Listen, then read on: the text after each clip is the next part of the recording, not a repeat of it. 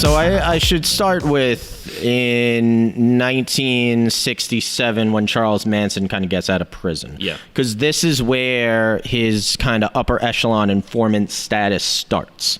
Right. So before that, he's 32 when he gets out of prison.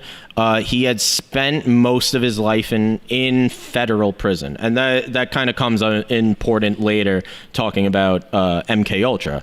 He was in federal prison because he was primarily what he was doing as a criminal was auto theft, but he was crossing state lines, which made it federal, which made it a federal offense. Right, exactly. So.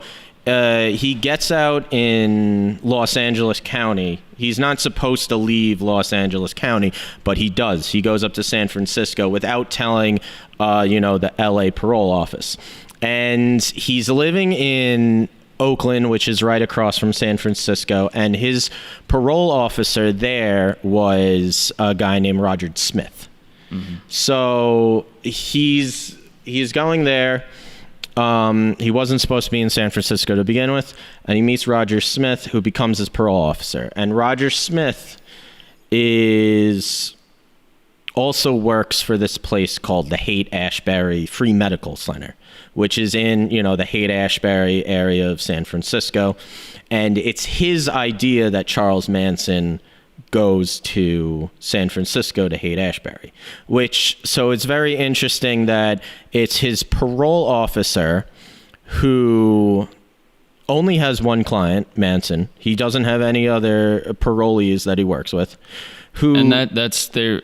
I'm assuming Tom O'Neill gives a source for that in the book. Like, he does. I'm not good. Yeah. I get it. I'm just saying. Okay. Because that's pretty. That alone is very weird. It's very weird that he only had one client. They said it's normally like 50 is like how many clients you would have for a parole officer. Right. But anyway, Charles Manson. So basically, it is his parole officer's idea that Charles Manson becomes a hippie. He believes that absorbing the vibes of the Haight-Ashbury, all that hippie vibes, is going to tone Charles Manson out and make him a more stable person, which logically doesn't make a whole lot of sense. Maybe this guy's crazy. Let's give him drugs. Yeah, exactly. But so another thing that's happening in Haight-Ashbury at the same time is in 1967, the Haight-Ashbury Free Medical Clinic starts up. It's David Smith and it's Roger Smith who run it. And David Smith is doing LSD experiments on mice while he's having all these hippies come in and getting free treatment at this clinic that he runs. He's doing LSD experiments on mice. He claims he never did it on humans, though sometimes in interviews he'll sneakily wink at the fact that maybe he was studying some people. So many fucking creepy people in this story. There's so many creepy people, but then when Haight-Ashbury Clinic gets involved with the CIA is a man named Jolly West. So Jolly West had an office in the Haight-Ashbury Free Medical Clinic, where I should say Charles Manson was going every day.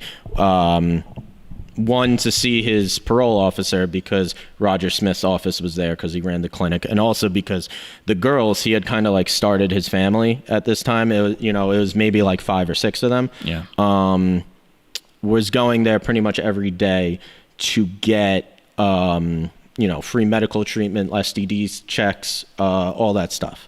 So you have Manson and you have this CIA agent, Jolly West, in the same place. And Jolly West it's proven that he was doing LSD experiments on people. Yeah. So Jolly West had something called Operation Midnight Climax. Yeah. And Midnight Climax was basically... Great name. That's an all-time name. I mean, let's be honest. It is a great name. Well, it's a great name for what happened because it involved prostitutes. Because Jolly West, he ran what was like a brothel almost, but Johns would go in and then the prostitutes would basically drug them with LSD. And then Jolly West would, decide what was going on with them. Study them and all that, and it was basically a sort of a setup where the detective Jolly West or other detectives there would be behind a mirror that only they could see through. Yes. And they would observe these Johns who were on drugs. But it wasn't just Johns. It was also runaways and hippies. And he would recruit out of the Haight-Ashbury Medical Clinic. Right. So... with the intention of turning them into... Are we at killing machines? We can talk about MKUltra. So Jolly West claims he was never part of MKUltra. He was like, no, I was a CIA agent who was doing, experiments on people using LSD, but I wasn't part of that. Yeah. And MKUltra was the experiments with LSD to essentially turn people into... So it started in 1949 as Project Bluebird. And it was really only on military personnel. They wanted to basically make like brainwashed assassins. And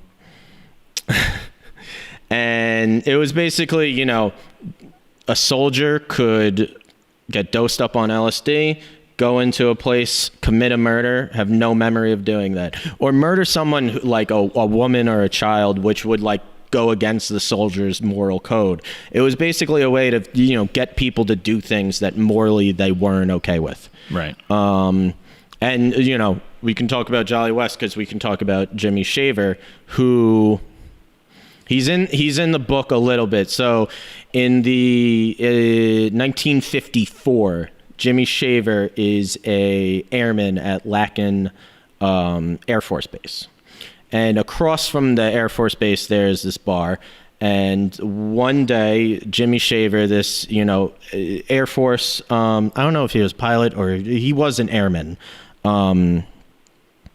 He, out of nowhere, having no history of mental illness or violence, goes over to the bar and kidnaps a 3-year-old girl, rapes her and kills her. And afterwards, we should explain, a 3-year-old girl was at the bar because her parents lived in a neighboring house which had lost power or something along those lines, or it was hot. They lost air conditioning. They brought the family to a bar nearby their home, and they had the genius idea of letting their 3-year-old play in the parking lot as they sat in a bar drinking. Yes. Just tremendous parents. And it was the 50s. They did things like that. Right. And unfortunately, that happened. So I mean, you're talking about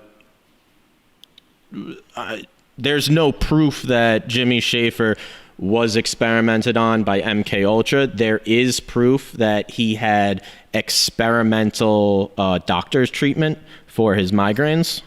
But I mean, you're talking about if you're doing an MKUltra, you're trying to make these hitmen that are going to go against their moral code. Like, this is the result you kind of want. Yeah. A perfect upstanding citizen. I mean, I don't know if he was upstanding or not, but to commit a heinous act with essentially no memory of it. Yes. And then afterwards, Jolly West is his psychiatrist. There's no proof that Jolly West was the one who experimented on him to begin with, who gave them this experimental treatment that kind of led to this whole thing, because Jimmy Shaver's file was missing from the Air Force. So, while there's no evidence that...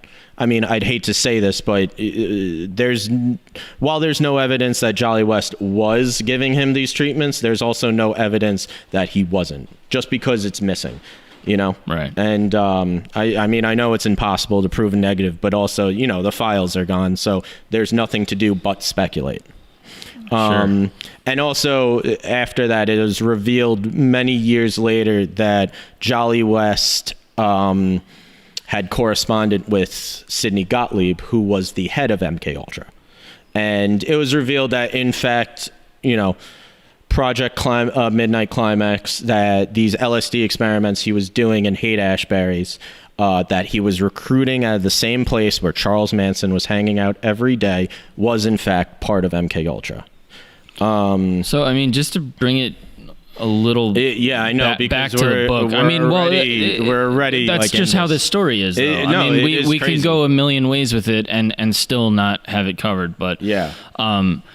We should you go first. No, I just wanted to kind of, what would you say is Tom O'Neill's ultimate sort of conclusion? I know he doesn't like to sort of speculate where he can't, where the facts won't go.